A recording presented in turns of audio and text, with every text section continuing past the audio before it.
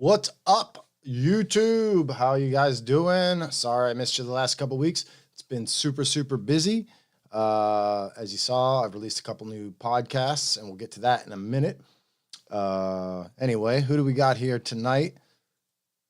We got Craig in the house. He's always here. Grip Garage, what's up? Joe P's here. Chris M, and of course, my lovely wife, Brandy Bionis. Hope everybody's having a good evening.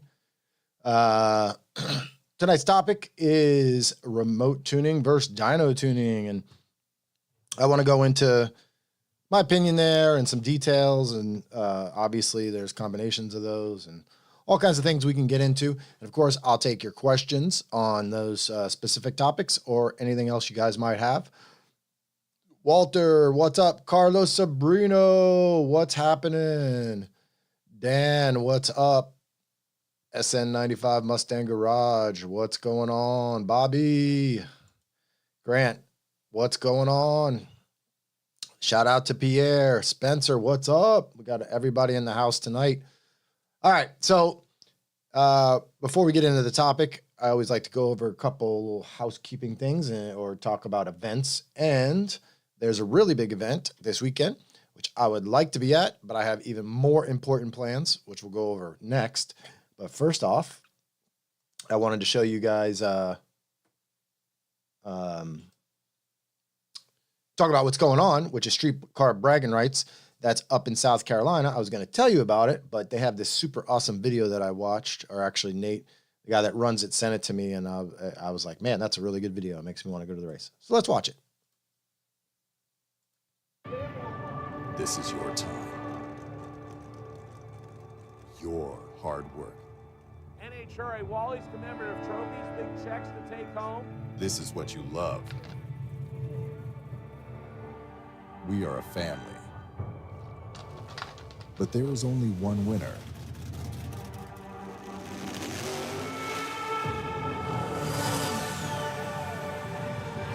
And this is for bragging rights.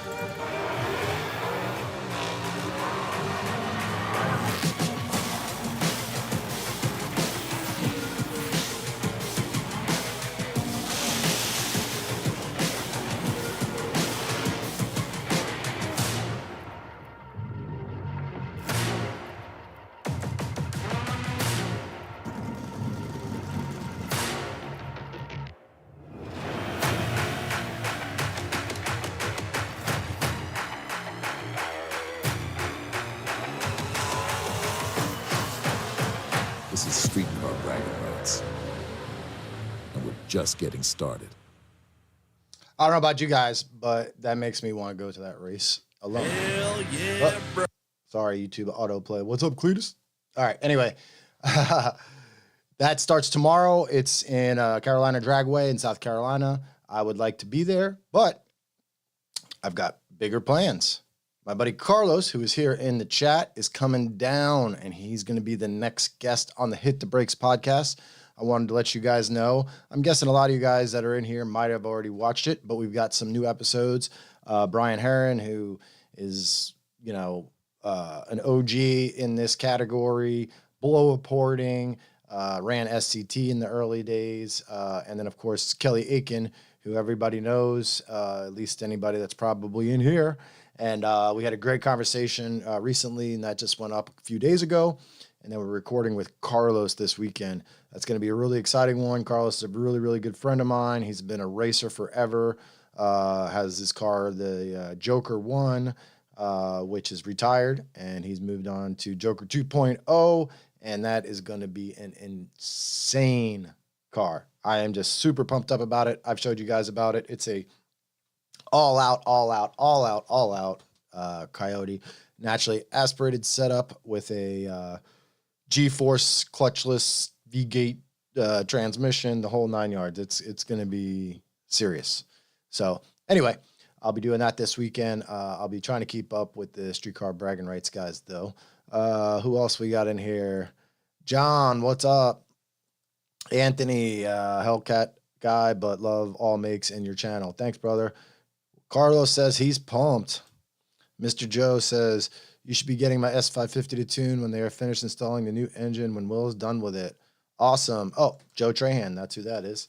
Cool. I didn't know you dropped the car off. That's awesome. I can't wait to get started on that unit. That's a pretty serious deal. We've had a lot of serious deals going on here lately. One thing other than just your typical insane power that seems to be popping up a lot lately is high horsepower pump gas cars. And we've been having a lot of those lately, especially GT350s in particular, both remotely and in-house. We've done, we just released a short on Chad's GT350 that made over 800 with the Whipple. There's one on the dyno right now with twin turbos that just has already made over 800. We also have a remote GT350 that made over 800, multiple S3 GT500 packages here that have made over 900 on pump gas. And Kobe finished up a swap car that made like 840-ish on pump gas, you know. So a lot of people have been, you know, E85 is great, but when you can make good power on pump gas, sometimes it's just a little bit easier. So if your goal is that 800 to 900 range, that may be something that you want to think about. Now, you can only do that on certain applications. GT500 makes it nice and easy. Not easy, but, you know, got to have the right combination of parts always, but not too hard to pull off. GT350 gets there with a lot of like RPM, and that thing just pulls to the moon. So it really, you know, a lot of people go, well, why does a Gen 3 make 700-ish and a GT350 makes 800-ish? Well, I actually laid over those graphs recently because we've been doing so many GT350s, and they make almost the identical torque at that level. But the difference is the GT350 just pulls all the way upstairs, especially with the Whipple, because with the Whipple, you wind up with basically a short runner intake. So they RPM really, really well. What's up, Rocco? Winston Wolf, making tuning great again. How's it going? Ants 19 Coyotes here. Chris M says he thinks Not Rocco is going to be running at Streetcar Bragging Rights. Yes, I believe so. I really wish I could have went to that, but Carlos is coming. Plus, I wasn't going to go anyway, but you know, I got to get my truck all set up. I'm honestly a little paranoid about blowing that thing up. Grip says these keep getting better and better. Thank you. Appreciate it.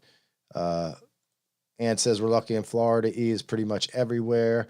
Yeah, the big thing about the pump gas thing, and it's not exactly true, or, you know, you shouldn't really think too much about gas mileage. But if you're driving the car every single day and you can make 800 or 900 on pump gas, it really makes a big difference in, you know, just not even necessarily the money that you're spending on the fuel, but just like having to stop for fuel constantly.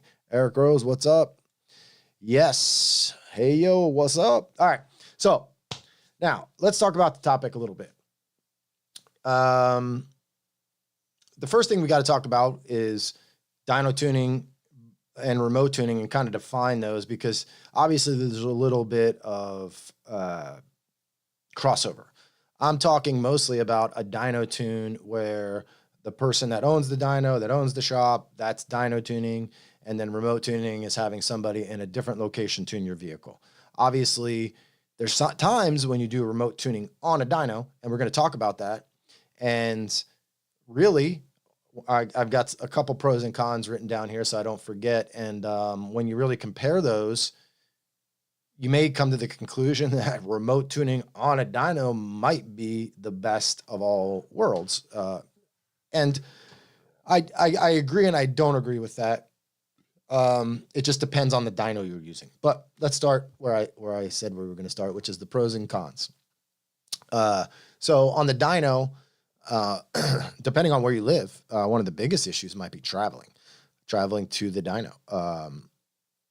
Some areas, you know, you might have somebody close by. Obviously, anybody close to Palm Beach Dyno has somebody close by, but in other states and cities and parts of the country, you got to travel. I mean, I know lots of people drive super far to get here. I mean, they ship their cars. We have 2 cars here going to Spain, one going to Israel. I mean, it's pretty crazy, actually. PBD International, it's turning into. But, you know, we have people come over from Tampa constantly, 4+ hours. I I drove 4+ hours to get my car dyno tuned back in before I was tuning. So, traveling is probably the very first obvious con to dyno tuning. The other big con is the tuner that you're going to. If you're going to a local dyno, chances are, if they're only a dyno tuner, then they have limited experience with your setup, unless they're super specialized, but that's rare for somebody who's doing local stuff only. That's one of the advantages we have, because since we have volume online tuning, it allows us to stay specialized on Ford, which gives us that extra, benefit. I constantly get people with different setups asking me to tune their vehicles, and it's not that I don't want to tune those vehicles, but I don't see how I could be the right choice, even if I'm not doing a lot of those vehicles. And the more I get distracted with the other vehicles, then I don't really get good at anything, or at least I don't get past a certain level. It's never, learning time is never over for me. So that's why I like to stay specialized on a setup. But if you're a local dyno tuner that, depending on how big your city is, there's no way you could stay specialized on just one brand. So most tuners like that do a little bit of everything. And there's nothing wrong with that. And on older vehicles where it was very much more straightforward to tune a vehicle, then there's no reason not to do that. Because when somebody like us may be an expert on a platform, it's not, some of it has to do with the air fuel ratio and the timing and things like that. But usually it's things very much more specific, or what I call functional tuning, meaning making sure the throttle works properly and things like that. It's not really like a matter of making power. It's a matter of making the car drive properly and calibrating things correctly. Where before, you had a cable on the throttle body and it drove how the throttle body was. Now that's kind of in the tuner's hands. As time has gone on, dyno tuning has become that much more difficult for a local guy. So that con just gets bigger and bigger and bigger.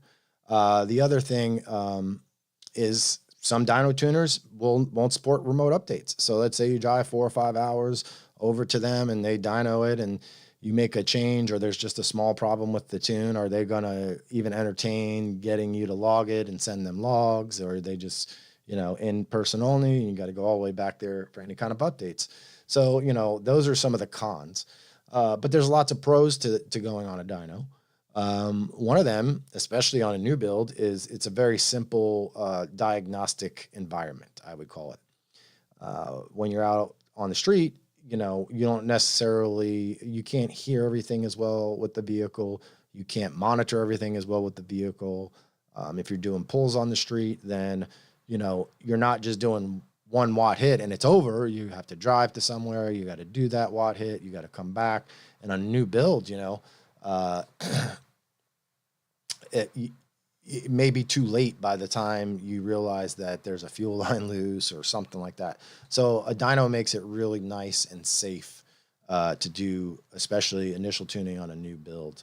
The other big advantage to being on a dyno is being able to really, really fine tune things. So being able to see small changes, like especially on a Coyote where you might be playing with different cam timing or all sorts of different things, you can really clean up the power curve. That's just a few of the pros and cons of dyno tuning. But then remote tuning, has its advantages also. One of them is usually you have a choice of a few very specialized tuners with a lot of experience on your exact application. And that is one of the most important things that you guys should care about, whether Palm Beach Dyno tunes your vehicle or whatever, is somebody's background and experience. I see this stuff pop up all the time where people just gravitate to a certain person. It doesn't necessarily mean tuning, just any type of setup, whether it's building cages or painters or whatever. just a hot name, but like they're just following like what other people are pointing towards, but they don't even really look into their background. And then at some point, eventually, the newness wears off and people aren't as happy, and everybody goes like, well, how did that happen? It's like, well, nobody really paid attention to what that person did or what, you know, they can't even show you all that many successful jobs, but it's just, you know, if you're hyped up and you got enough people hyping your name, you can get pretty far with that.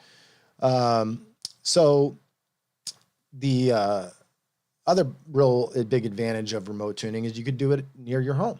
A lot of people just choose to do it on streets by their house, and they might do a log or two after work or before work. And, you know, people are very busy. So to take 3, 4, 5 hours or longer, if you're driving really far, and go to a dyno versus just going out for a rip or two, sending a log off, wait until the next day and doing it, it could be a very convenient situation. I personally don't like to do it that way.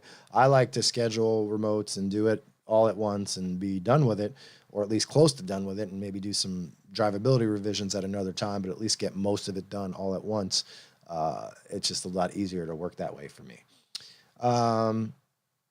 The cons of remote tuning, one of them is pretty much the exact opposite of dyno tuning, which it's much riskier to your car and to you because of things that can go wrong.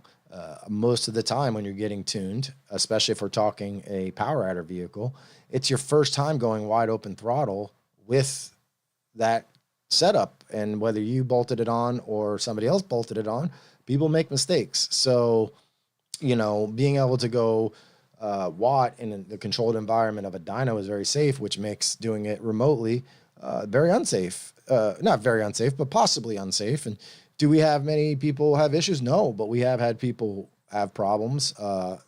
Luckily, I can't really think of any kind of fire situations with fuel systems during the tuning process, but leaks and all kinds of things.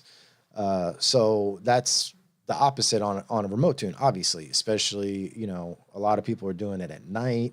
It's definitely a risky situation at times, especially at higher power. It also requires knowledge or the effort to learn how to log and really, on top of that, troubleshoot your vehicle. One issue that we run into quite a bit on remote tunes is somebody who got their car put together by somebody else and has no car knowledge at all, which I'm not saying you have to have car knowledge, but you have to be set up properly to achieve your goal. And if you are getting the car put together by somebody else, and then they're handing you the car and saying, good luck, and then there's an issue and we ask you to change your plugs or look at your plugs or look for vacuum leaks or all those sorts of things, and you're like, I don't know how to do that. That's a problem.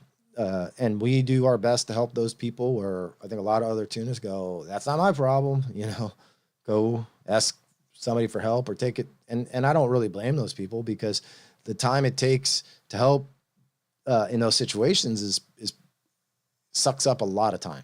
And if there was endless time in the world, I don't have a problem doing it. But when you're really hurting for time and like you're having to explain to somebody how to look for a vacuum leak when you're really, that's not, you know, really part of the tuning process as far as we're concerned. But we do it anyway because we want you guys to have the results in the end. So, you know, we just suffer through that and try to get it done for you. But, you know, that's one place that the remote tuning situation gets a little sticky. And people get mad at us like, oh, there's no problem. There's so many times that people have fought with us that there's no problem, because they just want there to be no problem, you know, and that's the biggest issue working on a car, period, or a lot of things, is like, you can't just want things to be a certain way. If you see an issue, there's an issue. Don't talk yourself out of it. Don't be like, oh, well, it's just because it needs to break in, or it's just because. If you think there's a problem, then look, because there's probably a problem. What are some of the other remote cons? It's a little harder to dial in power. Now, if you're at the racetrack and doing like, or you got a draggy, but see, a draggy, even unless you're like Mr. Draggy, who I think's in here. Where is he at? Mr. Draggy, what's up? you know, he has his draggy set up to do like street dyno pulls. So as long as you have traction, he's doing it in one gear and sets everything in one gear. And then he can evaluate changes to the vehicle, whether it be probably suspension changes or tuning changes that we might make, or he may change pulleys on his blower, things like that. So he can evaluate it. But typically it's fairly hard to evaluate any kind of tuning changes on the dyno, or excuse me, on the street. Because there's too many variables.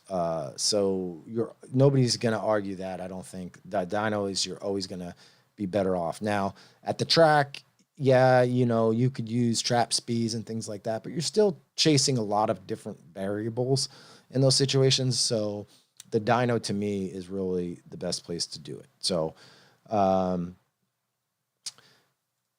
John, how about data logging remote tunes?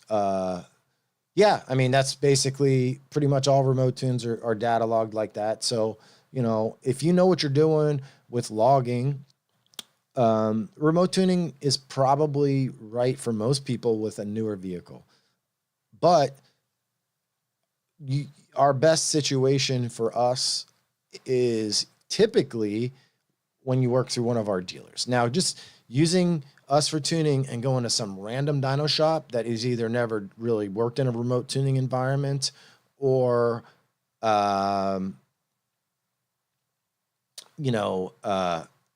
sorry, I got distracted by the comments there.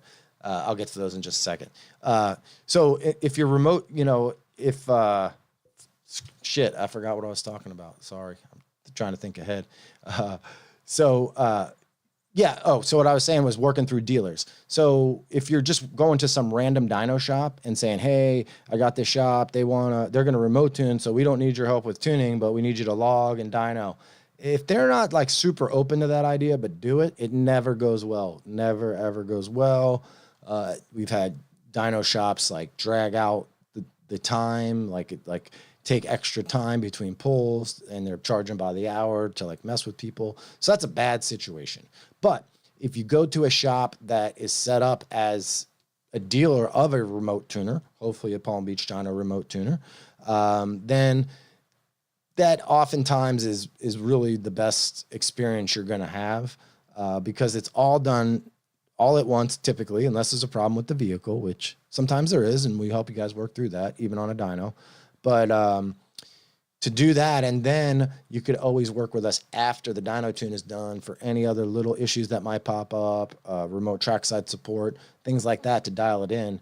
But doing it on a dyno, you get all the benefits that I told you of a dyno tune, which is safer, controlled environment. It's safer for the car for sure, and things like that. But you have somebody on the other end like us that has the experience on the platform. It's really kind of the best of both worlds. Again, that's the most expensive way to do it. So it's not really the most common way. The most common way is on the street. And for most of our customers, luckily, as time goes on, people get more and more educated on logging. Lots of videos out there. We're going to try to do some more videos for you guys on using VCM scanner and setting things up and doing things properly. I'd fall short a little bit like on that on our how-to videos, but we're going to work on that. But if you're educated on tuning, then, or not tuning, but logging, it usually goes pretty smooth. Let's look at a couple comments here. We got Keith Mobley. What's up? Sub-Zero. Is there going to be an S650 GT 500? I don't know. I sure hope there is. Revit Racing's up there. What's up? Carl Chronic. Cheers from Detroit. How's it going? And says we have so many hours on pretty much every setup. Remote makes life easier. Yeah, that's a huge, huge benefit. And I want to go over another benefit, and this isn't the benefit of every remote tuner, and there's different varying ways remote tuners do it. And I'm not going to go over who does what way. That's up for you guys to figure out, but I will tell you how I do it. Keith Mobley says we got to finish the tune tomorrow. Yeah, no problem. Trans tuning seems to be 50% of the game. Power seems to come easy. I don't see how you would have got my shifting and drivability is good on the dyno. No, absolutely. I agree, but the dyno on a new build helps do it in a safe environment. Like in a case of your car, for instance, even with a stock engine, you put a new transmission in, you know, things can happen. I just personally like to do things on the dyno. Trans-wise, that's more of just slow revisions over time. Obviously, you do one vehicle and you get pretty good at it. You do 2 and 3 and 4, and then you start getting a real good idea of what almost every vehicle needs to have. And then you have, you know, your base tune set up. I assume this is Robert Boston was the son. He, you know, you've got the newer car and the transmission stuff's a little different. On some of the older vehicles, we have some of that worked out a little sooner. SN95 Mustang, you guys built my Pro Charger car and I have 2 PBD tunes. One was on your dyno and the second was sent to me via email. It's fantastic, but totally different. Or aren't you all trained the same? Yeah, most likely it wasn't a different tune. It was a revision to the tune. Now, if it's a 10-speed car, there's a good chance that the second tune had the updates we recently did it over the last year for A10 tuning. It's not 100%, you know, likability. Some people like the old tune, like 1 in 50. Whoops. 1 in 50 like the old tune. And that's not a problem. We can change that. But when somebody's tuning your vehicle, whether it's here or almost any remote tuner, it usually isn't going to matter exactly who you're dealing with, especially for major changes. They should be, whether it's us or anybody else, all working off the same base files, right? That's the whole point of being able to do a remote tune. When you call us up and you have a 29 Mustang, Whipple, A10, you know, blah, blah, blah, blah, blah, we have a file that's set up for that. And then, you know, there might be small little changes, slightly different injectors or whatever. We make the changes, send it to you guys, and then we make revisions from there. It's not like if Ken sends out the tune, you're going to get one tune, and Kobe sends out the tune, it's a totally different tune. That would be total chaos. That's not how anybody does it as far as I know. But I guess maybe in, you know, some situations you might get that. Maybe you get a tuner who thinks he knows more, doesn't want to share that stuff with other people. I don't know. That usually doesn't happen though. Darren says, hey, can you think off the top of your head any 04 Cobra numbers you might have done before? Oh man, I've tuned literally thousands of Cobras. It's pure insanity. I mean, literally thousands. I started tuning when the 03, 04 Cobra was new, and I'd still tune a lot of them. I just don't do them remotely. Not a fan of doing anything prior to 2011 remotely. The only time we would do that is in situations where you know, it's through a dealer, because it requires a wideband, and most of the time the Cobras need a little bit of troubleshooting or somebody with their eyes on the car. So doing it at one of our dealers is best. We've once in a blue moon, if it's a really educated customer and they have the wideband wired in properly to their tuning device or logger, we'll do it, but not normally. It's not on our website, and you have to like ask for it. Ed, what kind of plugs do you like to use? NGK, pretty much NGK. I like Brisk. I like the guys at Brisk, but I only run Brisk when I have to anymore, because for whatever reason, at least in my vehicles, and I hate to even say this because I like those guys so much, there's benefits to the Brisk silver plugs, which they can help save your engine if you have an issue. They'll melt the electrode, but I have had problems where they're very prone to fouling. Even you can't even tell by looking at them sometimes. And I've never had that problem with an NGK plug. NGK 6510s we use in almost everything, especially up to like 1,000 horsepower. And then NGK makes some racing plugs. There's an NGK 8 that's on our website, and an NGK 10 for real extreme conditions, which not a lot of people are there.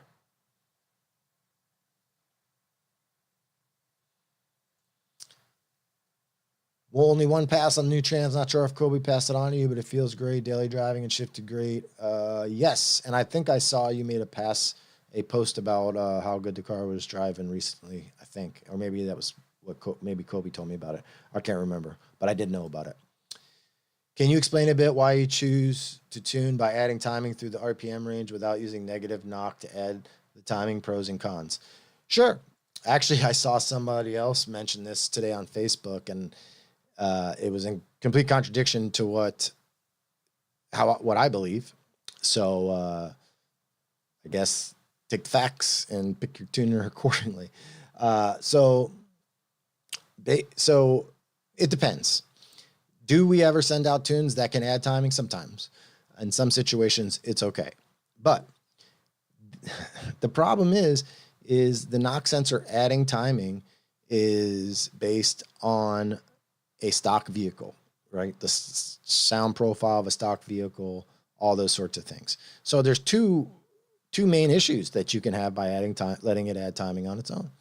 One is you're expecting it to add that 3 to 4 degrees, and it hears one little thing that may not be it, and it doesn't knock. It's not going to go instantly into pulling timing, but it stops adding that 3 or 4 degrees.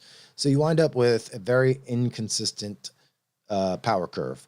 I can show you that on the dyno, on where we've redone.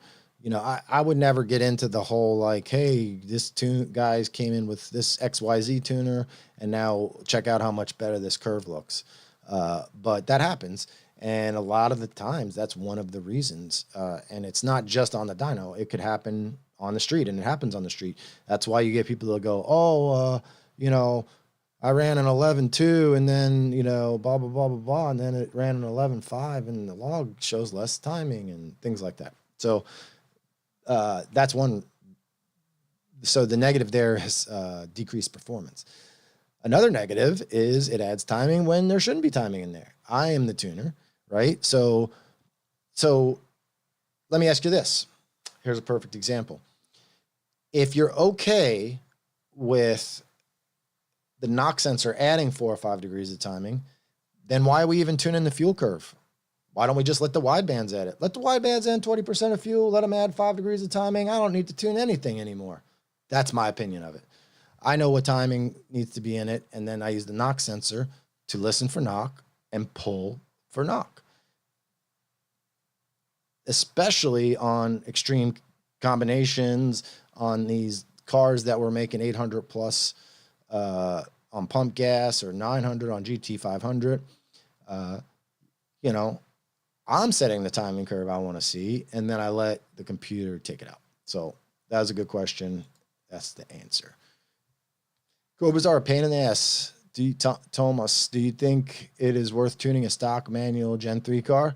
Well, I'm in the business of selling tunes, but that's probably the least beneficial thing to tune when it's stock, because you're not, like, when anybody asks me with an automatic if it's worth it on a bone stock vehicle, I say yes, because you're going to most likely get way better shifting, raise shift points, all those sorts of things.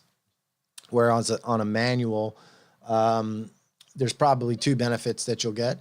One is there's clutch protection in most manual strategies, where it's really trying to manage clutch slip and things like that, and even like minor things that you don't want it to interfere with, it will interfere. So you'll get rid of that with a tune, and you'll get speed limiter removed and your rev limiter moved up and things like that. And you'll gain some power. Don't get me wrong, but tuning's pretty expensive nowadays. So, you know, on a stick car, I would do it, of course, but you know, if you're planning on doing some mods, go ahead and just, you know, wait for the mods probably to do your tune is probably your best plan if you're trying to save a few dollars at least. Devious says max safe power on a stock engine 2015 Mustang GT on 91 octane and on E85 D1X with supporting mods. The 2015 Gen 2, you can get a little bit higher on a Gen 2. If it's a stock engine on 93, we'll go. So I guess let's back up a second, because this is super important.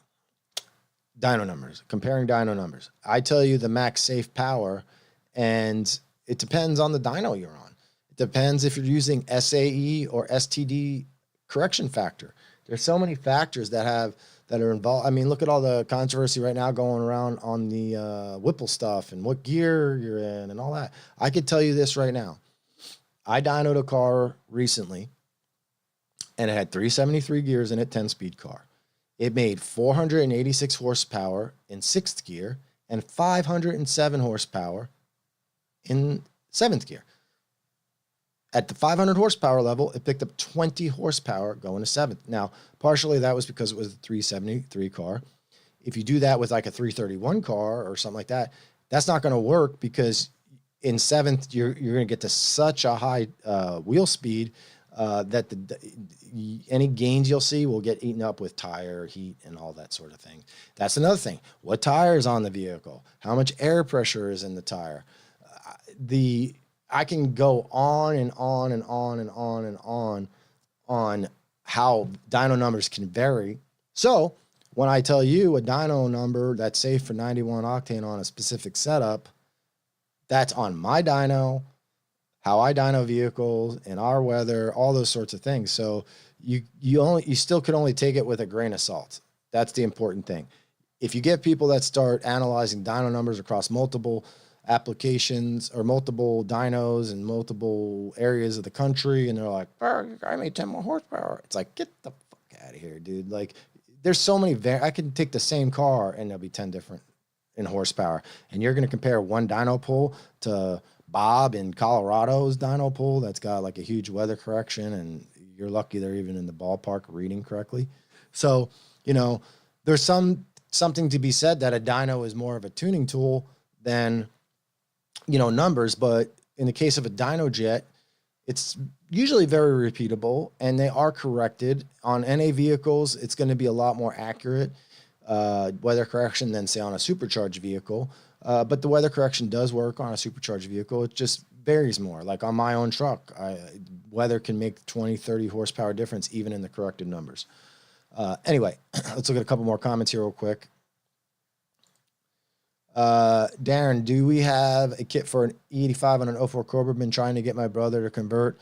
Yeah, we could definitely hook you up. We could sell you a lethal performance fuel system or force fuel system for that. You're going to want a fuel system for sure. Mr. Draggy, it is my 2020 gain 5/10 with just a tune on slicks. Well, there you go. Mr. Draggy's over here selling me tunes. Now, he's on slicks, and it probably helped him gain because of partially because of the clutch protection. I would not be surprised if it was really hurting him on the shifts, whereas it's going to allow more power to come through the whole entire time. Difference in Gen 2 and Gen 3 bottom ends. You basically have more compression. No, wait. Yeah, Gen 3 is more, right? Shit. I'm sorry. My brain's not working today. The Gen 3, obviously, we make more power with the Gen 3, but it's not one thing usually. It's refinements on every little piece on each generation. That's one thing that people don't get. It's like, there's definitely some differences. These heads are better than these, but the block could be stronger. The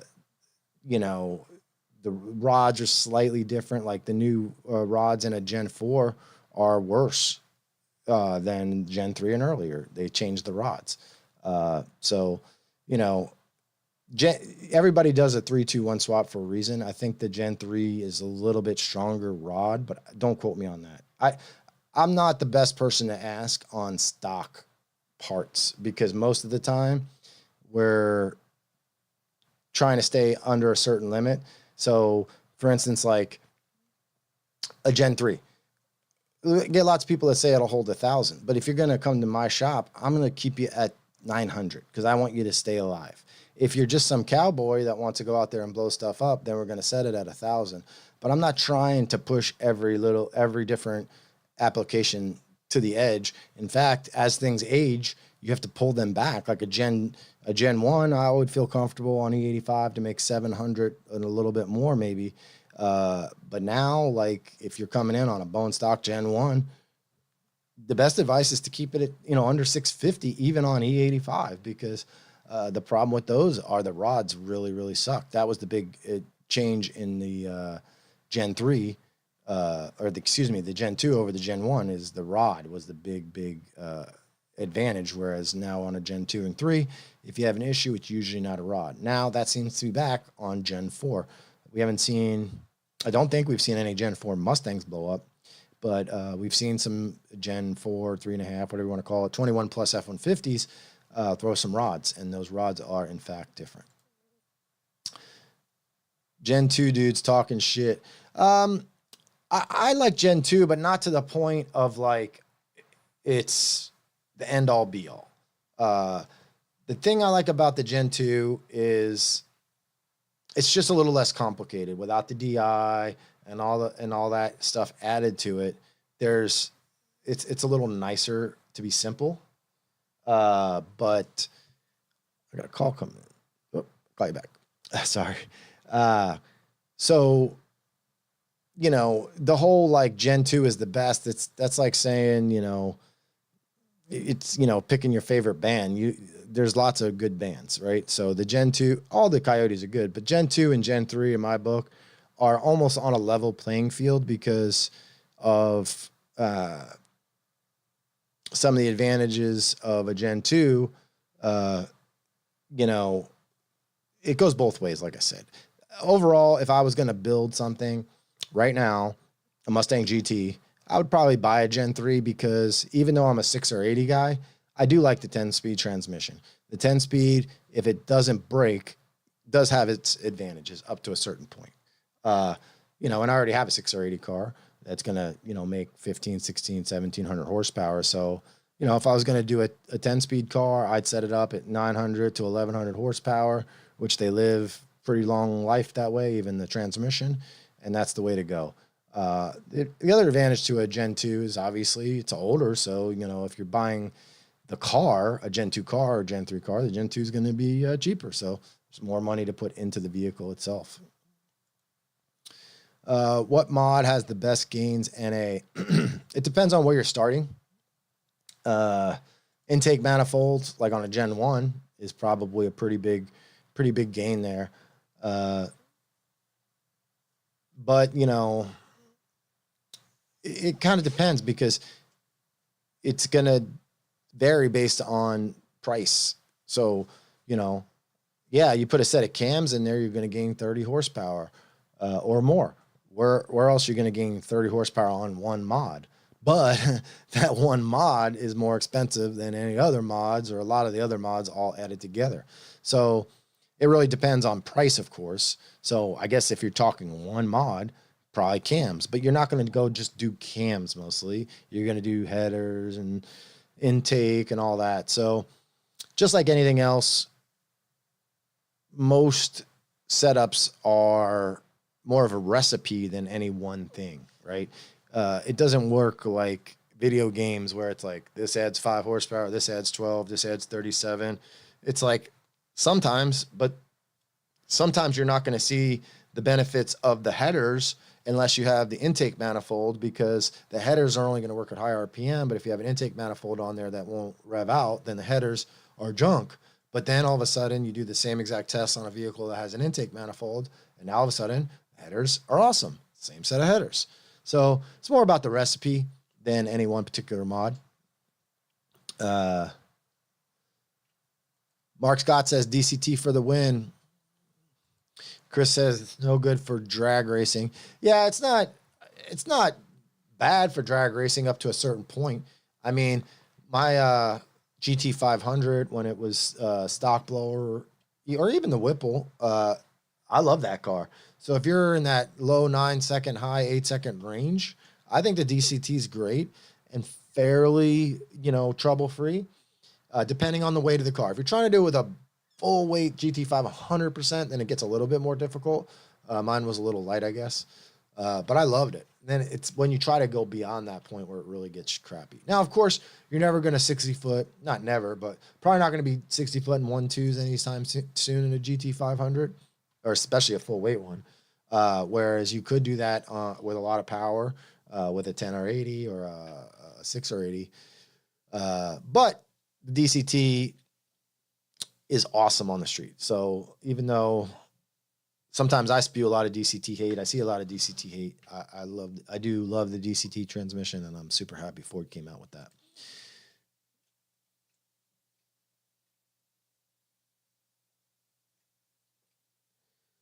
Manic says he asked a question. Oh, I do remember that. You asked a question about oil pump gears and to see if everything was fully seated, and you look through the top. Awesome. Good to hear that worked out. If buying an ESS supercharger, should I already have a 93 tune on the car or just install the tune with the supercharger install? No, you can just, the tune that you would have before the supercharger is going to be different than with the supercharger. So most tuners are going to charge you twice at that point. So you're going to want to have the tune specifically for the mods. So if you're doing the ESS, order it for the ESS, and then don't put that tune on the vehicle, of course, until you do the install.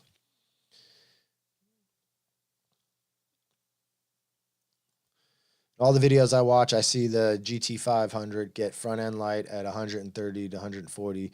You can see the carbon hood lift. The front end's not getting light. The hood's lifting, but that's normal for almost any car. Underneath the hood is a high pressure area. That's why hood pins exist, because it's very common for a hood to lift up like that.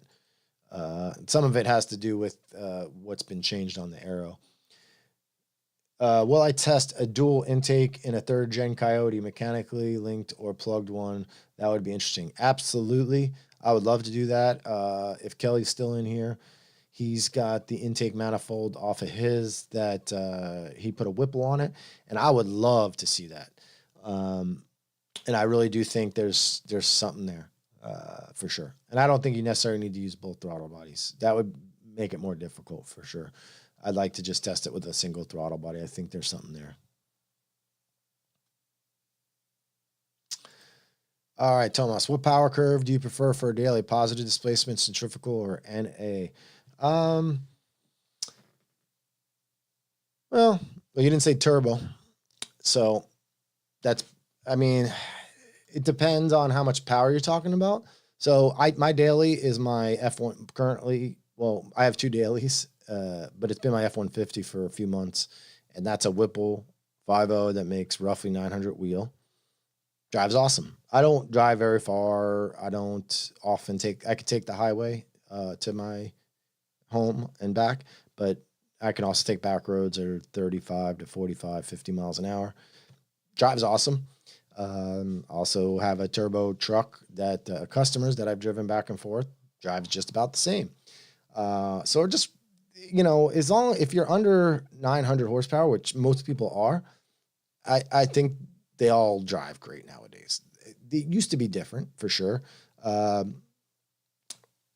guess the centrifugal probably would be just slightly lower on that list.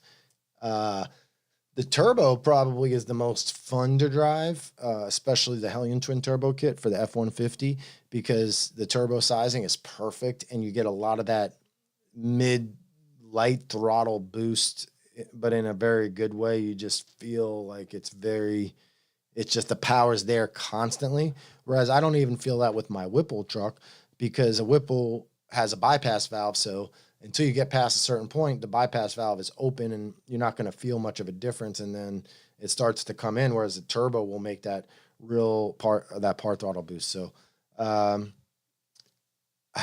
you know, I've never had a turbo daily driver. Most of them had Whipples. My Super Duty has a Whipple on it, but, you know, I don't know. Turbo or Whipple would be my first choice. NA, I mean, there's nothing wrong with NA stuff. I love NA stuff, but you know, I only have so many hours of driving left in my life, and if I'm going to do it, it's going to be as much horsepower as possible. Manic 50 says he has oil pump, crank sprocket timing components, valve timing gasket, install video on his channel. I'm covering everything for you guys, doing it themselves. Awesome, man. Is that the name of your channel? Manic 50? Let everybody know. Yes says, mess with any of the Holley manifolds yet or compared them versus the GT350 Boss, CJ? Not in person, but we've tuned a lot of cars remotely with them, and not great results, to be honest with you. Not awful results, but nothing really to write home about. We've had multiple ones that leak. Some have had casting issues that like leaking through the casting. Some of them just make some weird noises. So overall, I'm not a big fan, to be honest with you. I would do a GT, any of the ones you mentioned. They're all good intakes in different situations. NA, I think I prefer a GT350 over a CJ, although a lot of the fastest ones we do have CJs on them. I like the power curve of the GT350 better. Spurgy says he wishes he was down in Florida. I have a Whipple on my 2019 F-150 and nowhere to get a dyno tune. Stuck with remote uploads. Well, take a vacation. We get a lot of people to do that. I guess that's one advantage to come into Palm Beach Dyno. You can kind of time it with a little vacation, and people do that. Sometimes they'll drop it off, go wherever for a week, and come back, pick it up, things like that. People ship us cars all the time. Probably more than half of our in-house customers are not from this immediate area. John Bailey says if you run 260 GT plus, is it a different tune from 93 and Boostane? I don't really run that fuel very much. Remind me of what octane it is, but probably it's definitely different. It's almost definitely different than a Boostane tune. A Boostane tune gives you some advantages there, but it's not usually going to be as good as a race gas, depending on the octane. All right, guys. No problem. Ken, what suspension setup do you have on your S197? Are you planning to keep it that way? My car is being completely redone, like completely. So I can tell you where it was. It had an entire, pretty much all BMR. Yeah, I think every single piece on that car was BMR, Viking, shocks and struts from Keltrack. I am switching over to a full racecraft front end, spindle mount, the whole like full race car. It's going to be a drag and drive car, but you know, full race car type stuff. Still have all Keltrack on it, of course. On the rear, I don't think we've decided yet. None of that stuff's done. It has a fully custom rear, full shortened. You know, I'm running 15 by 14 wheels. It's gonna stay a 3-link, but it's got like the racecraft upper, and we haven't gotten to the point yet to make any decisions there. So I'm not sure what exactly I'm going to use back there. It might be custom type stuff. So, but BMR is you know usually my choice for most stuff as far as the suspension components, and of course Keltrack for shocks and struts and things like that. Going to 2020, what's up? How's it going? All right, guys. Let's see. We got a couple more.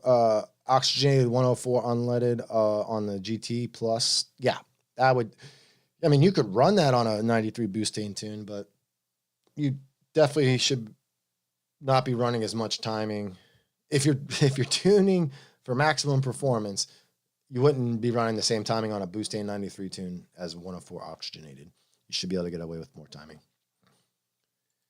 If MS-109 isn't readily available, what other fuel do you recommend? It kind of depends on power level and what you have planned with the vehicle. There is MS-103, but I'm guessing if MS-109 is not available, MS-103 is not available. So, I mean, it just kind of depends on what's available in your area. You definitely don't want to use leaded fuel in your vehicle. So, you know, you just really depending on how crazy you want to get. Don't get me wrong.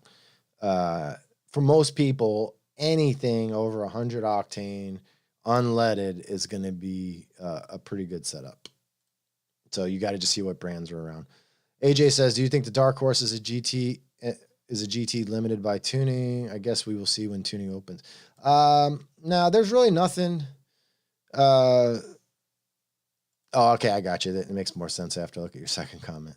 Yeah, so basically they're the same, but it might be. I'd have to look at the tunes. I think I did a video actually looking at tunes. I'm not sure I think it was a GT tune. I'm not sure if I saw the Dark Horse tune yet, but I don't know where the power difference comes from, but like with a Whipple, they make the exact same power. So I would assume that the difference is just tuning, and just simply not because the GT can't be tuned that way, but because they wanted the dark horse to be rated higher. So yeah, if tuning comes, if that's a big if. Now, I don't know if like Whipple plans to do any naturally aspirated tuning. If I was them, I would, because they have the ability to do that, I believe. And that's really, I guess, the next step is, yeah, we've all these Whipple guys are taken care of, but now somebody needs to do the same thing with NA tuning. So I want to get back on topic a little bit, the dyno tuning versus remote tuning. One of the biggest things that, I guess I'm going to brag a little bit or be a little bit of a salesman, because one of the biggest advantages I feel based on the way Palm Beach Dyno operates is we get the best of both worlds here. So we are obviously constantly remote tuning vehicles nonstop, but we run a full service dyno shop. I'm not sure that there's any other or many other remote tuners that do that. There are some remote tuners that have their own dynos, but they may not run a public dyno shop, meaning you can call, make an appointment, come and wait, or drop your car off, one or the other, get your car dyno tuned and leave, as if we weren't remote tuners at all. And you can get remote tuned, or you can do the dyno tune and then switch over to remote tuning. Spencer, who was in here earlier, that's what he did. He brought his turbo car over, and then he upgraded to the carbon TTR intake, and we did a bunch of remote tuning and draggy stuff so he didn't have to come all the way back. So it's like the best of both worlds. And the advantage and benefit that we get from that, it's constant, because every single time we put a car on the dyno, unless it's just to the point like our CX or our X900S packages, that tune is so dialed now that like there's nothing left to try, in my opinion, unless like every car's a little different, so that car might need a couple changes, but the base file itself is just so well worked out that there's nothing left to do. The car that's on the dyno right now, it's a Hellion GT350 twin turbo. We've done tons of those. Awesome. But one thing I wanted to spend a little bit more time on that I hadn't had time to do is the timing tables.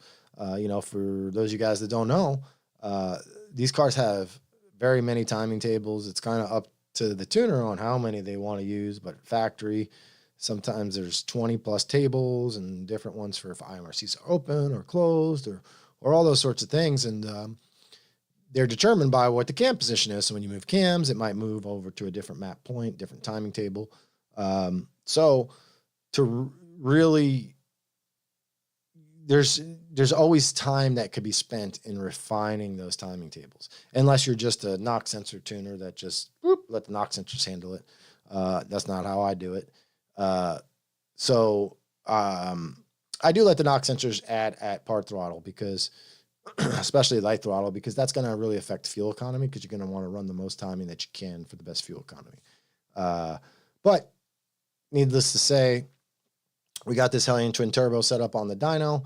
I did a bunch of tunes. Kobe was in the middle of tuning a GT350 that was going smooth because we had a good tune for it. He moved over all the changes and boom, it was just like that much better. And then now that becomes our newest base file, and we do that on every application. And because we are lucky enough to have so many awesome vehicles come through here, that was a twin turbo GT350. We just finished up a mock twin turbo. We've done one 21 plus F-150 Hellion, got another one going together right now. We do countless trucks, all the hot combos that are out there right now. We do a ton of them. So we're constantly able to continue to revision or make revisions to our tune. So, and we're able to do it with a dyno graph in person. Like a good example is a Whipple GT350. I thought I had that tune 100% perfect. And then we did Chad's car recently, which I posted a short reel about, and the red one. And it was awesome. But then I was like, you know what? This went so well. Let's take some time and try to find a problem. And there was this one little dip, which normally, maybe you don't even look at, or whatever. And I'm like, you know what? I bet you that's cam timing. So I played with it and moved the cam timing. It got better, but then now it's on a different map point. So that spark table needs some adjustment. it's kind of like a can of worms every time you change it. That's why a lot of tuners are just like, nope, that's a known good file. Boom, that's what you got. That's where we're at. I'm not touching it because I don't want to open a can of worms. It's like, that's where we open the can of worms, on the dyno, right? We're not experimenting with your cars remotely. We're using tunes that are known good tunes to us and then fine tuning those. And then we open up the can of worms on the dyno, like, all right, let's redo this. Let's visit this. This has been working, but then there's this one little issue. Let's see if we can figure that out. And you put all that together and we constantly come out with better tunes. You know, and other remote tuners, if they have their own dyno, can probably do the same thing, right? Even if they're maybe not doing customer cars, they can bring cars in when they have an issue and work them out. The part that I don't understand are the remote tuners that are not dyno tuning often, you know, because I just don't see how you can get good enough files, right? And when I say dyno tuning, I mean driving vehicles also. That's the same exact thing as dyno tuning to me. If you're dyno tuning and you're not driving the vehicle, then you're not dyno tuning, because it's your job to make sure the car runs properly, period. So whenever a car comes off the dyno here, we go drive it. Multiple people drive it often. Hey, Bobby, go drive this. See what you think. I'm not even going to tell you if I think there's a problem or if you're looking for something. Just go drive it. Pretend you're the customer. See what you think. We do that all the time. So if you're not doing that and you're just working from an office environment and just making all the numbers match, we've had multiple complaints where people switch to us from various people and they go, you know, a lot of the times when people are switching to us from another tuner, I want to know, like, why are you switching? What issues are you having? Maybe I need to help. I want to know your issue so I can make sure I don't make the same mistake. You know, maybe it's something that's not obvious, things like that. So one of the biggest complaints we have is the customer will say, well, the tuner says everything's good, but the car drives like shit. Well, that's very easy to do if you're just tuning 100% based off the data, right? If you're just data-based tuning, then, you know, you might wind up with a car that doesn't drive great. There's nothing technically wrong with it. It's not going to break. It's nothing. There's nothing wrong with the car. But at the end of the day, we're tuning, right? And I guess to me, that's a little bit of a difference between calibrating a car and tuning a car, right? So I like to use the word tuning. I'm a tuner. Nothing wrong with people that use the word calibrator. But in my mind, when I hear somebody's a calibrator, it's a little sterile to me. And what I mean is you could take 2 guys, 3 guys, 4 guys, and all put them in a car, and the air fuel could be all proper. It could not knock. Timing could be right, blah, blah, blah, blah, blah. But they'll all drive differently depending on throttle settings and transmission. I mean, there's so many things that can make the car drive differently. Converter lockup, how hard it locks up, how hard it shifts at light throttle, how it downshifts, how it upshifts.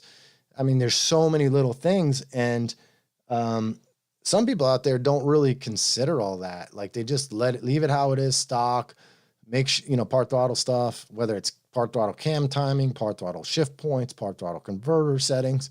It's just all friggin' stock, and they're just making sure wide open throttle is good. And that's why the cars don't drive very well, because they're not tuning the car. They're just making sure it's safe and everything works, and that's it. And to me, that's only part of the job. The other part of the job is to make sure it feels good, right? Like, there's been, and I've made that mistake before. I guess it's like this, right? I'll make an analogy. My wife makes fun of me because I make analogies about everything. But it's sort of like pick your poison, whether it's bourbon or wine or cigars or any topic in the world, right? If you're really into that thing, coffee, I mean, there's a million things you could bring up. You know the differences between, you give me 5 bourbons and I'm a bourbon guy, and I'll be able to tell you all the differences, tell you which one's more expensive. I might be able to even name a few, right? And then you give that to somebody else who's not a bourbon guy, and they're like, yep, it's all the same to me. That's how I look at tuning and drivability in these vehicles. Is there was a time maybe where I didn't know the difference between a really awesome driving car and just an okay car, right? At Watt, I'm not talking Watt, everything but Watt, you know, tip-ins and downshifts and just driving the car spirited, but maybe not wide open throttle, and just all the little fine details are important. But if you're not that guy that cares about that, you're just going to be like, log looks good, send it, you know? So that's fine. But I think people's tastes are at a point where, I guess what I'm getting at is 10, 15 years ago, a large portion of tuning effort was made in just making things work. Make sure it starts, make sure it doesn't stall, make sure, you know, it's not lean and it's not going to blow up, and make sure it's not knocking, and make sure the throttle feels legitimate and not completely like it's going to kill you. And, you know, so that was like the best of the best. That was our focus because it had to be our focus. But as time moves on, that stuff has gotten a little bit easier for everybody. The calibrating of those sorts of things is a little bit easier as far as just making the car work okay. You know, idle and things like that have gotten actually a little bit easier unless you're way out in left field. But that's what's made worse tuners, I think, because before, where we used to spend a lot of time on like startup and idle and exactly like really logging everything, some of the newer stuff has so much correction and learning built into it that it just kind of works for everybody without changing a lot of things, but just kind of, right? It starts, it doesn't stall, but it sounds like it's going to stall, or it's really rough, or things like that. And I'm not talking about like real cold conditions where everybody may struggle here and there with like ethanol fields. I'm talking just period. And I spent a lot of time, especially over the last couple years, on startup and idle and digging like in super deep because, you know, I was not always 100% happy. It's like, oh, yeah, it started. Yep, it's going to stall. Nope, it's good, you know.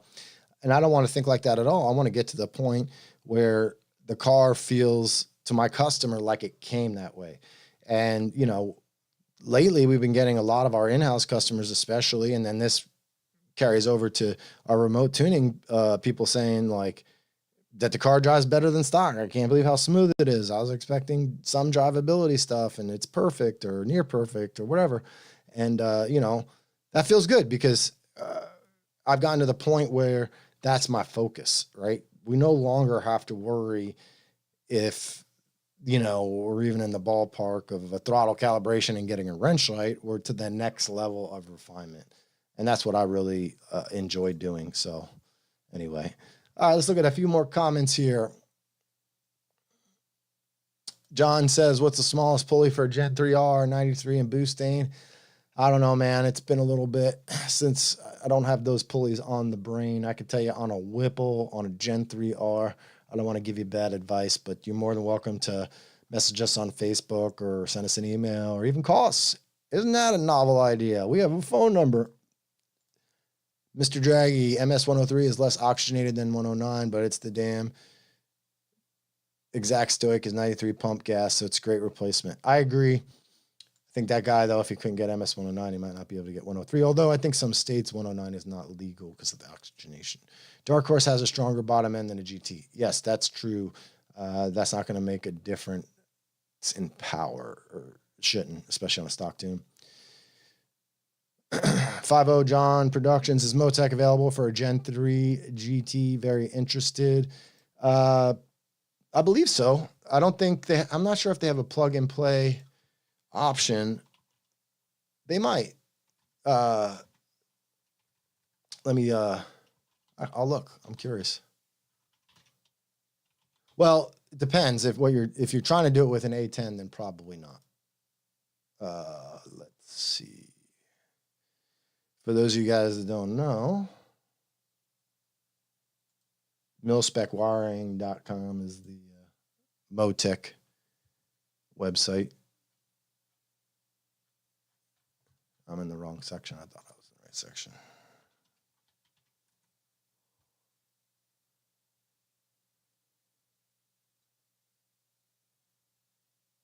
Doesn't look like it.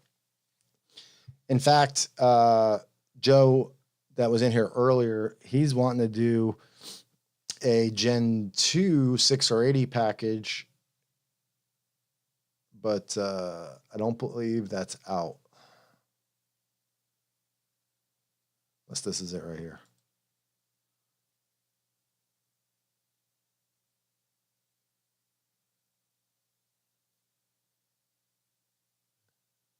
Yeah, it doesn't mention it. They had 6 or 80 support. Jim Braun ran that for a while. I think they're redoing it, and it's been stalled out a little bit. I don't know if there's enough demand for it. And then Gen 3 obviously adds direct injection. So if you took a Gen 3 and deleted the DI, then maybe you'd be okay.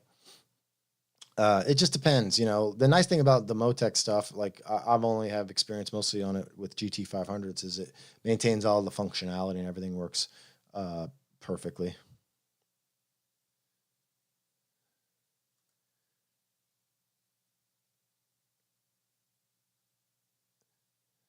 All right.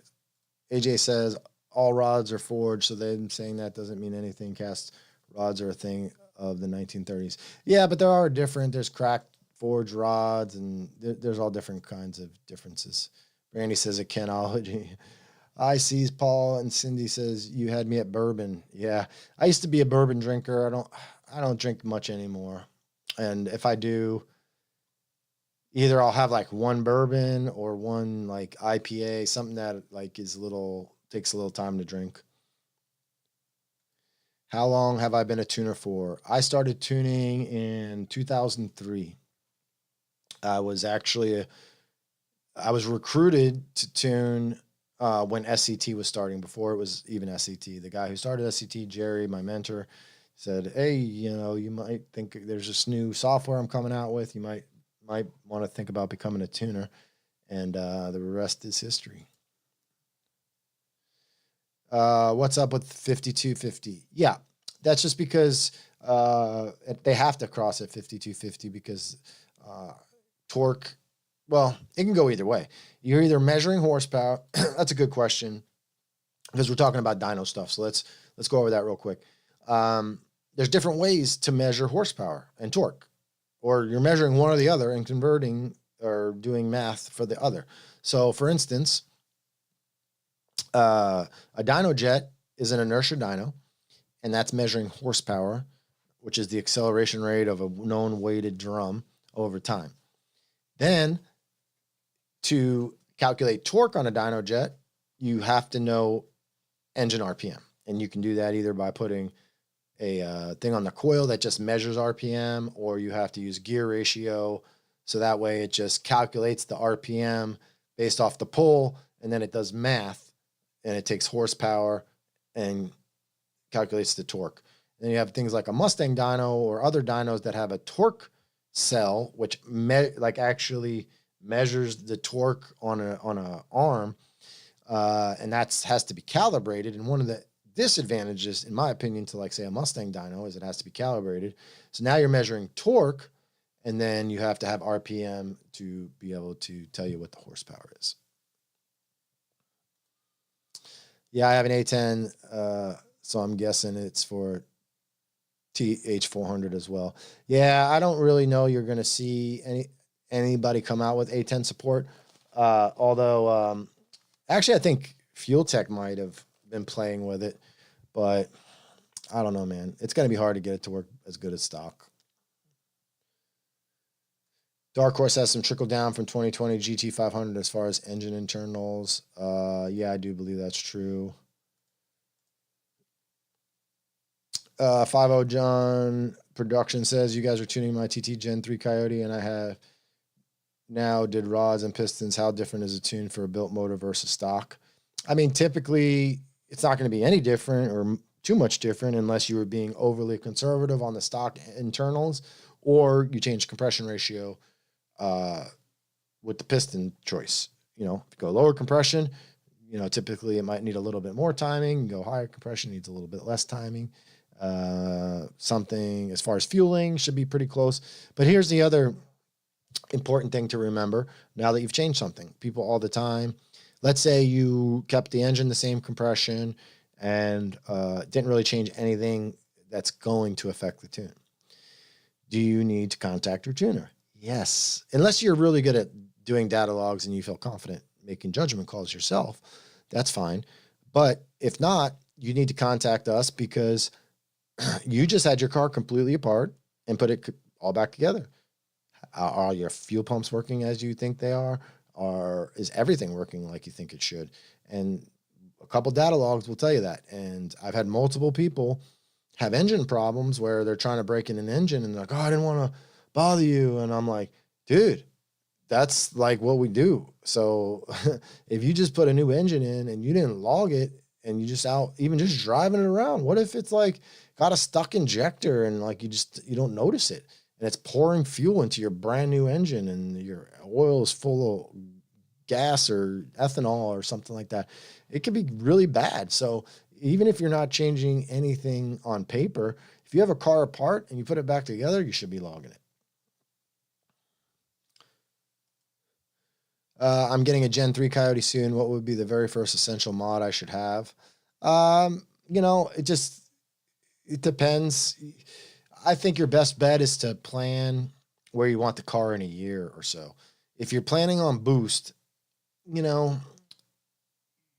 if you're the type of person that likes to tinker, then yeah, go buy a bunch of parts that might help with NA and then change it all again when you go boost. But I'm more of the person that just plans for the future. Like for instance, if I know I'm going to go turbo, I'm not going to do headers, right? But if I know I'm going to do a supercharger, then I'm going to do headers, even NA. So I kind of like to pick where I'm going to end up with the car. And then like for right now with my truck, I have stock manifolds and I was waiting to put headers on to decide, even when I build the motor, am I going to do turbo? Like why buy headers and then not need the headers in another 6 months? But I decided I'm going to stick with the Whipple for a long time. So I'll be doing headers on that soon. So you kind of want to build towards an end goal. So as far as essential mods, if it's not a new vehicle, the most essential thing is go, give it a once over, check the plugs, one big problem is, that I've seen popping up more and more on these vehicles is fuel filter issues with the stock fuel hat. And I'm not really sure. There's really no easy way to check that. I was going to say check the fuel filter, but you can't on those vehicles.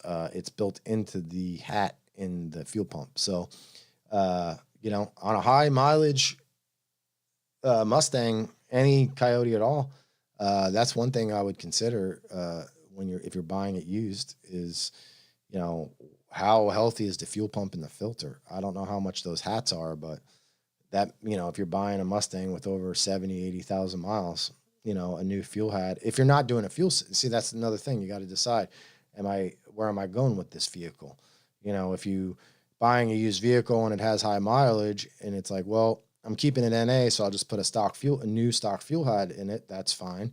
But hey, you know what? I'm definitely going to be modifying this thing. So maybe I should just get the fuel system parts, even though I don't necessarily need them right now. That's kind of how I look at things. Do you feel any difference in the Whipple stage 1 versus stage 2 drivability? We do very, very, very few Whipple stage 1s. Partially because while you might think that the stage 1 is an advantage for drivability, it's not. We get the stage 2s to drive very nicely still. So the only time we really ever get a stage 1 in here is because they're upgrading to a stage 2. In the trucks, especially the Shelby truck comes as a stage 1R, which is the stock throttle body. So that's one of the big things we do to change those, and they drive awesome. Same thing with the Mustang.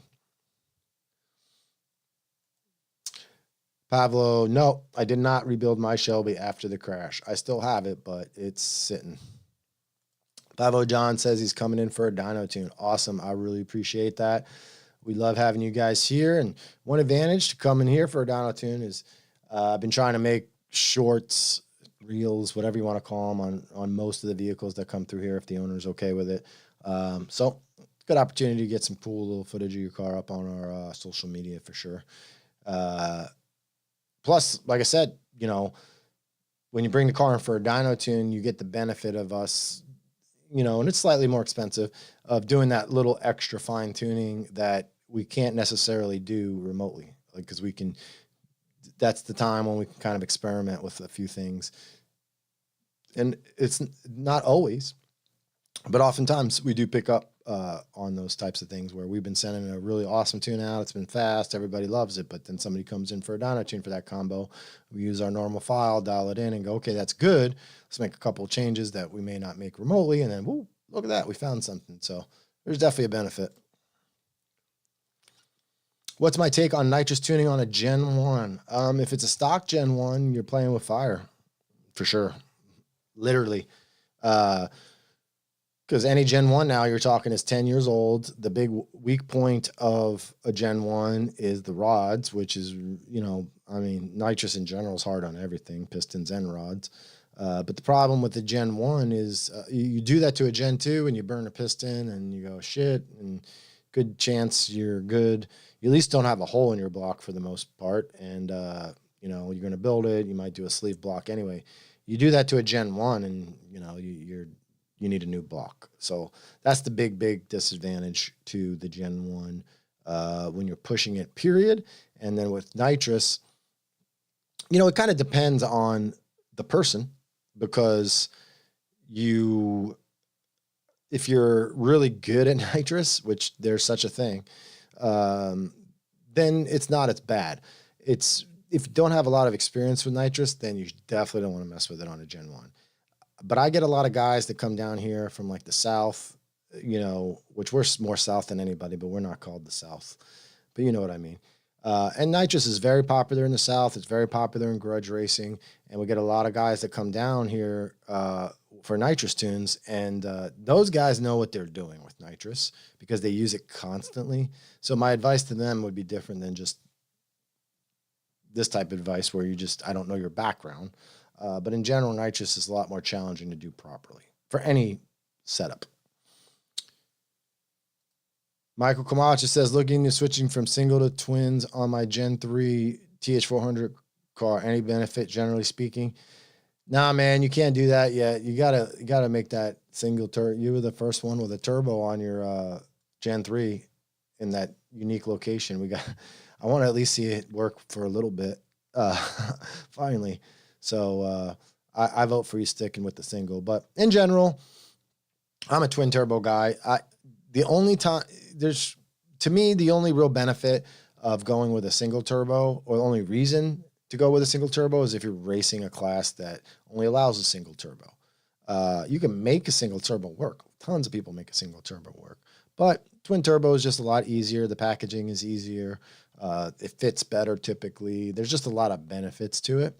But in your case, with you already having a single turbo on it, there's less benefit. But your setup in particular is a little complicated, and because of where the turbo is, and in your case, long term, I would consider twins. I like your turbo setup because of the uniqueness of it, but it's also challenging the way the wideband is, and there's a lot of reasons that it's not really the easiest to tune. Andrew says his Gen 1 lived on a 150 shot for a little over a year and got beat on hard. 2 bottles in an evening. Then lived on another year and a half. Okay, but then what happened when it didn't live? Did it throw a rod? On single turbo going 950s with an MT82, it can be done with the proper tune. Yep. Yeah, I mean, with my 6R80 car, my Gen 1, on a bone stock Gen 1, I was going 9.2s like clockwork with that setup. But that was, 8 or 10 years ago. The car was only a few years old. So now you take that same exact stock motor and it's not going to handle as much. Calvin says he's a Cobra Jet FB full bolt on an E85, just looking to spray 100 shot in Mexico every blue moon. Plan on having a full kit to protect the motor. Yeah, 100 shot isn't a ton. So, in those cases, you're definitely fine. And if you're the type of person that can have the control to use it just once in a while, then again, no problem. Andrew says he hydro locked it. Well, that's not, unless it still chucked a rod, then that's better than most Gen 1s. I destroyed my Gen 1 at Bradenton Motorsports Park. That was actually due to a parts failure, my intercooler pump, and I guess I didn't have enough timing retard for when it got hot, and it just threw the rod. Andrew says playing with fire at those levels. Yeah, and like I said, the big issue I have is the destroying the block. Pavlo says, you live in Brooklyn and there's no E85 near me. Are there any other options? Octane booster. We use octane booster, obviously, on the dyno. People like to see dyno numbers, so it gets used a lot on the dyno. And there's no, it's the same answer as nitrous, right? For once in a while, it's great. The people that are buying cases of this stuff and they put a can in every time they fill up their car, I can't get down with that. I don't like that. It's not really the best for a lot of parts of your engine.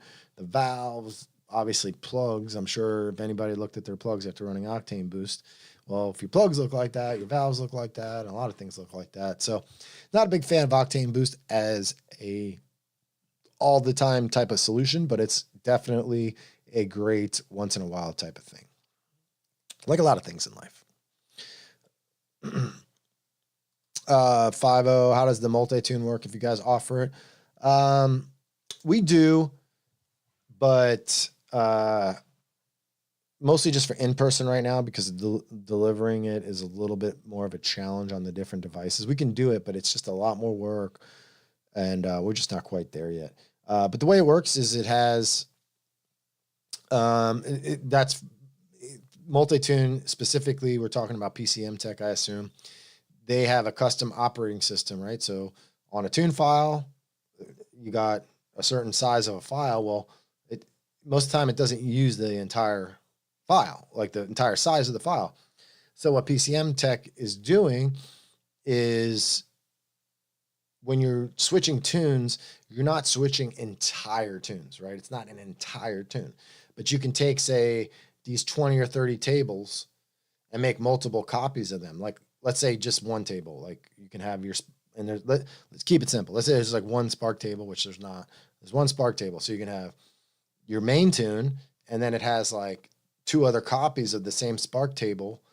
And then their operating system is smart enough to go, don't use the spark table in the main tune, use the secondary spark table or tertiary spark table. I didn't think I'd ever be able to get to use the word tertiary in my live feed, but I hope Brandy's proud of me. But so, you know, that's basically how it works. And then you can have more than just one table. And I think it somewhat depends on what year it is and how much extra room there is and how many you can do. But that's the general idea of how multi-tune works. Kobe says there's an E85 Sunoco near JFK. Talking to Pavlo in Brooklyn. It's a low quality E70 Max. E70 is fine. We tune a lot of cars on E55 out in Arizona. That's the most you can get out there, and that's great. I would much rather you see you run E70 than octane boost. 24 Whipple testers seem to love it. Yeah, man.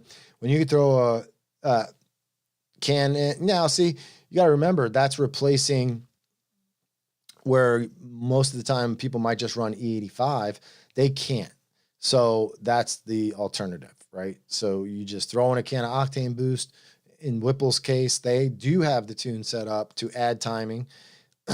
And so when it sees the octane in there, it can add the timing, and on the same exact tune, you know, you can add, it depends on how good the 93 is you're starting with, but you can add anywhere between 25 and probably 50 horsepower just by pouring that can in.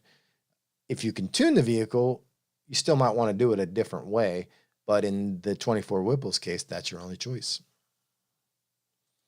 50 shot on S650 safe every once in a while, Call Chronic asks. Yeah, should be fine. That's not very much. Obviously a wet kit. I'm not never really, Brandy's proud of me using fancy words. What's your take on meth kits on coyotes? So meth in general, it's sort of like the nitrous conversation we just had earlier. If you know what you're doing with it and you're a responsible owner, then it's very good. It can be very good. There's multiple challenges with meth. One is distribution. So most meth kits are a single nozzle or even like a dual nozzle. They're depending on the intake to distribute to the individual cylinders. In general, while that could be okay, it's not the best idea. Now on a power adder vehicle, if you're like on a twin screw, if you're spraying it before the blower, or like a turbo or centrifugal, if you're spraying it before it, then the power adder can help mix the methanol and use it better.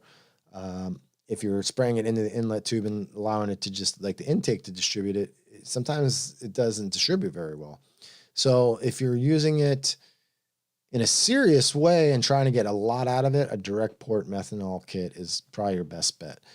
In general, I don't find it very popular because it has its downfalls. Because you have to maintain it, you got to make sure the nozzles don't get clogged and your tank doesn't run out. And a large majority of our customers can get E85, so that's really a better option.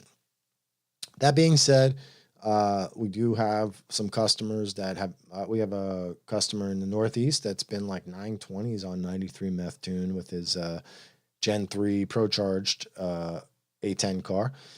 And, but that's rare. That's one guy out of, tons and tons and tons and tons of low 9-second cars that we tune. So it's just not that popular. But if you know what you're doing and you do it, in a smart way, then I don't see any problem with it. All right, guys, we're rounding out at this hour and a half, which is where I like to keep it. I do appreciate all you guys in here. Michael Camacho, thanks for the tip. And he's thanking me for the help. No problem. Pablo says, thanks for the advice. Andrew says, do the F-150 tunes respond to octane booster the same way? Yes, they do. Most people on a stock Whipple tune, I can't tell you, man, because me messing with these stock Mustangs is kind of a new thing to me because we don't normally ever mess with Whipple tunes on anything other than a 24 Mustang because we're tuning it.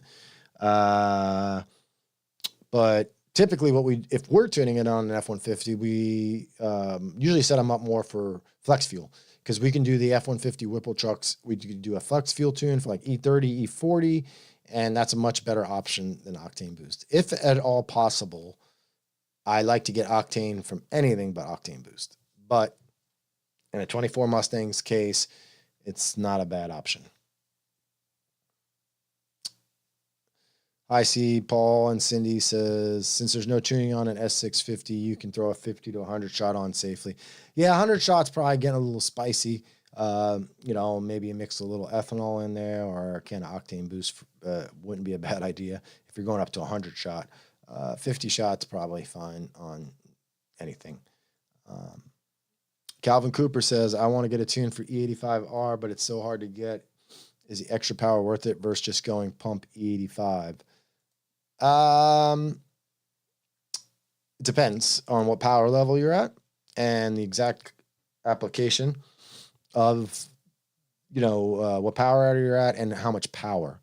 If you say like on a 1,000 horsepower vehicle, I bet you there's not much difference. Now, one thing to keep in mind is there's two possible benefits of running something like E85R or any high output E85 is not the high output part, but the protection, right? Because it's much higher octane than pump E85. So if you're pushing the limits of a stock motor, for instance, maybe you should run the E85R or just any good E85 over pump E85, not because it makes more power, because it's higher octane. And it's a little bit of a safety margin when you're already pushing things to the limit. That's when I use it more so than power. I run pump E85 in my truck, but if I go to a race, I run E85R. So that's a good example. Sub 700 wheel horsepower, I'd say probably little to no Oh, meth kit on sub. I'm sorry, I lost track of where I was at. Calvin's asking about. Oh yeah, you asked about the 85R. So yeah, I wouldn't mess with it, honestly. I mean, you really don't need it for the protection, and I doubt it's going to make a whole bunch more power unless you just have really crappy 85. I mean, you could always test it, whether it's with a draggy or on a dyno, but you know, for the price and if it's hard to get, I mean, keep in mind, we sell it here. We sell one ethanol R and one ethanol S, and we use it all the time, and I recommend it to my customers. But it's almost always more for like a safety factor than it is for the power that you're going to gain. Like even one ethanol S, it's not as high of octane as one ethanol R. It's not, doesn't have the supposed benefits of making more power, but it's still a known good E85 that you for sure are in good shape with. Because you got to remember, E85, it's not just a matter of the ethanol content. Ethanol is very good at attracting water. So, you know, in certain areas, especially down here in Florida, I wouldn't say we have a huge problem with it, but there's been cases where, you know, even 93 gets contaminated with water. So ethanol setups, you might wind up with a high water content, and that's a big problem. Carl Chronic says, we always appreciate your insight. I like your name. That's funny. Calvin Cooper says, local pump is testing E83 to E85. Yeah, and you also have to remember the testers are only telling you the ethanol content. They're not telling you what else is made up of that other 15%, which is one of the other advantages to running like a one ethanol S versus a pump. That being said, I ran pump E85 in my red twin turbo for Gen 1 Coyote, 1400 horsepower. It's been 760s. I ran pump gas in that the majority of the time, even when I was pushing it. Nowadays, when that comes back, I'm not going to do that.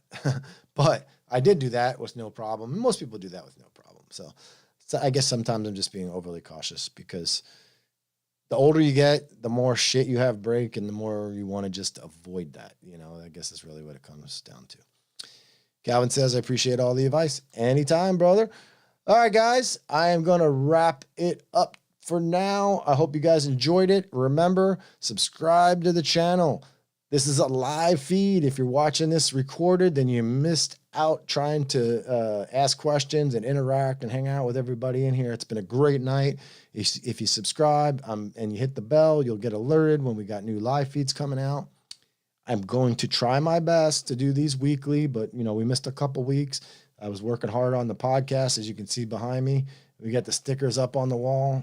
I can't, my finger's not working. There we go. Hit the brakes right here behind me. Really enjoy doing that. The other real cool thing that I want to point out about the podcast is that is a real podcast. It's on Spotify, Apple Music, Amazon Music, obviously on YouTube. You can get video with it. Really enjoy talking to all these people. If you have anybody that's, you know, you think would be really interesting, write into support@pbdyno.com. Or if you know the person, have them hit us up. I'm trying to start off the podcast with a lot of people I know to keep things going and smooth, but I want to hit all areas of the motorsports business. So if you guys want to see something special on the podcast, write to us. If you want to see something on the live feed, write to us. If you want to see something at all on any of our social media, write to us. We'll try our best to help you guys out. Hope you guys enjoyed the video, and I'll see you on the next one.